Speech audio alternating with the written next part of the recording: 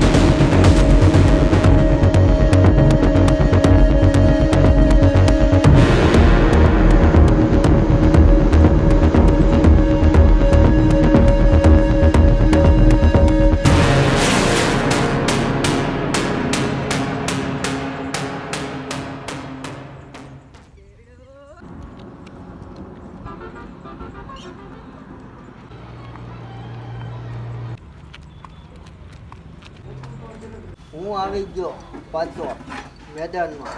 બંસીને આપણે બાંધી દીધી ને અત્યારે રાણીને કાઢી લીધી. એ પાછો પટ્ટો લઈને એટલે જેટલા કાંઈ નહીં આપણે રાણીને અત્યારે કાઢી લીધી છે ને હવે કરીએ છીએ આપણે સામા અને પછી જઈએ રાઇડિંગ ઉપર.